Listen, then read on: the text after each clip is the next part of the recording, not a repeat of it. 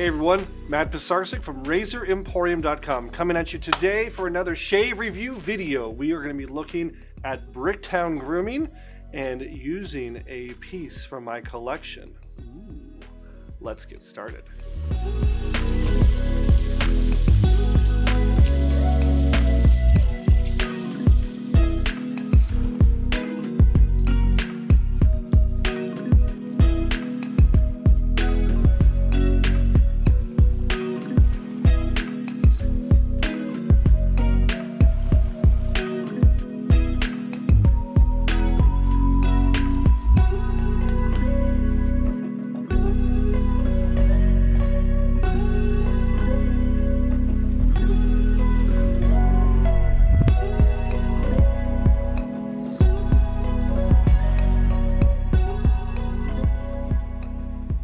Let's take a closer look at this military officer set. Open up the box.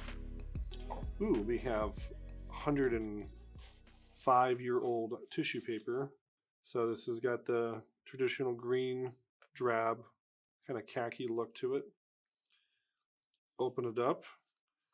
Very nice, still intact foil stamp military set.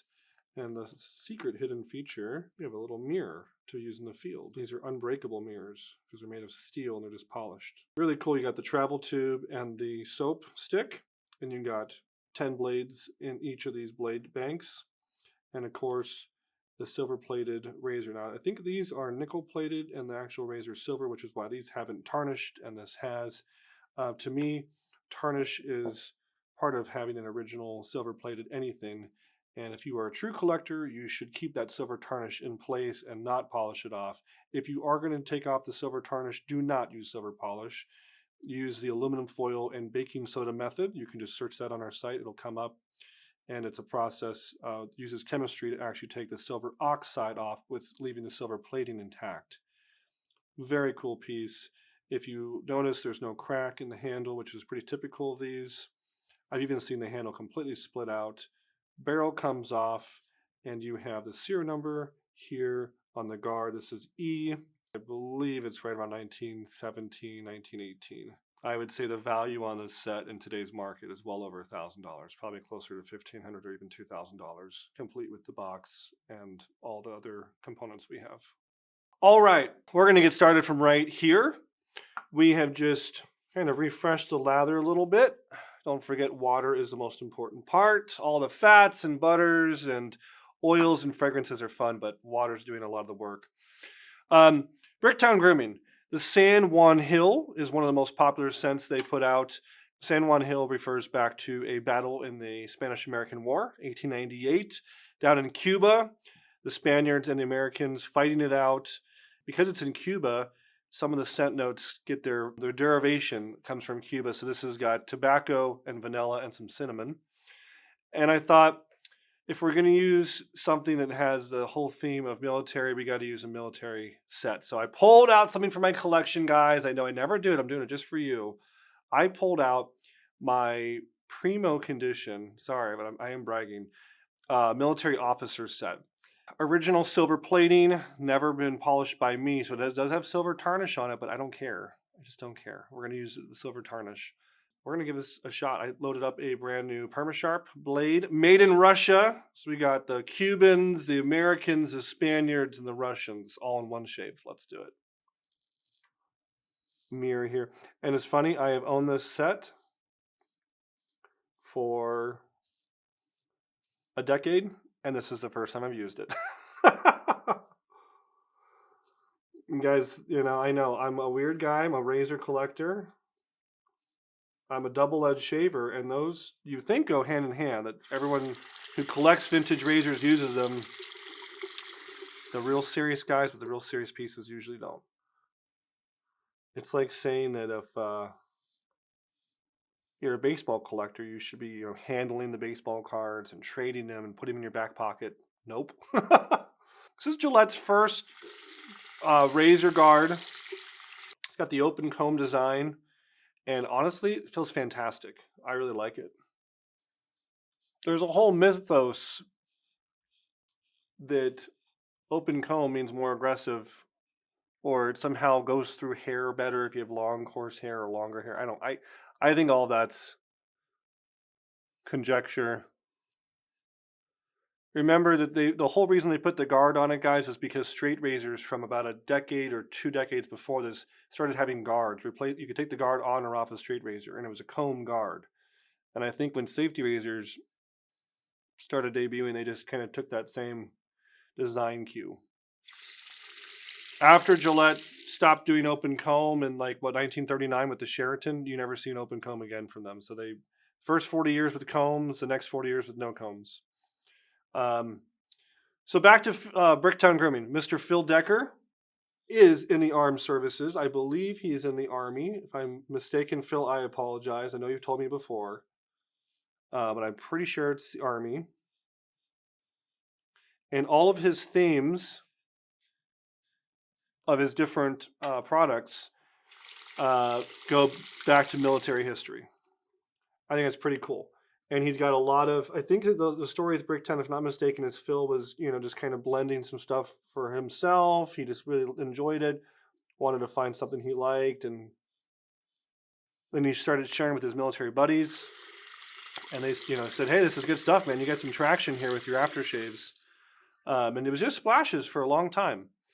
And that's when we found them and we started carrying the splashes. And then he approached Razor Emporium and said, hey, I really want soap, but I don't want to be a soap maker.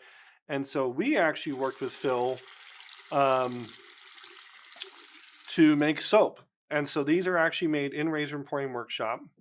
They are a different formulation than our Razor Emporium soap or the Rex soap. It's a third formula. It's its own thing to his specs and kind of to his desires. We worked with him on that.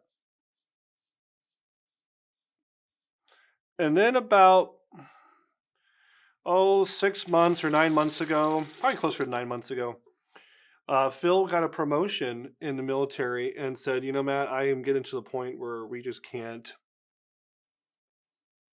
keep on blending the aftershave. And I'm just going to have to go out of business. I'm just going to close up shop. I don't think I'm going to have time. And I said, don't do it. Don't do it. I said, we'll help, man. Come on. Well, we can help. We have staff, DJ, other members of the staff help with soap and aftershaves. And so we basically said, hey, we can help with this. Well, if you still do the blending, he's still got the nose. We don't know all of his different blends. I mean, he sends us basically a blend that's already been blended, and we just add it to the bottles for him and now add it to the soaps. And I told him at any point in time, if he wants to take back production control, it's his. We're not like retaining some rights here or something. Like this open comb. Feels good. I've been shaving at home with a single edge supply for a couple weeks. I should say an injector. It's a single edge injector. So yeah, this one's got cinnamon, tobacco, and vanilla. I basically asked our crew, I said, of all the Bricktown, what's the most popular? And they said this is probably one of the most popular. I think it's nice. I really like the smell overall. Cinnamon sometimes with my skin, and it's not just this, just in general, when I've used cinnamon products, I sometimes have a reaction with cinnamon. If you do get a reaction, sometimes that can be something to be aware of. Cinnamon sometimes can make people feel a little flush or red. It's not so bad. I think it has a touch of that, but I think I'm doing pretty good overall. Let's put on, I just did a cold rinse, and it's cold, guys. Oh my gosh. At the time of this filming, it is winter in Phoenix, and there's no hot water on this. This side is cold and this side is cold. And let me tell you, this water this morning, woo! And then let's go back to the origin story of Phil Decker, and let's put on some of this famous splash.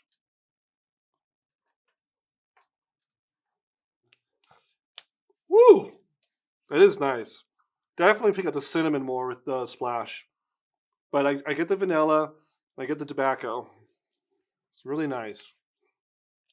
And it's slick. It must be like a glycerin in here. Witch hazel, essential oils, coconut oil, vitamin E. Yeah. Really nice. Very, very soothing on your skin. Wow, that feels fantastic.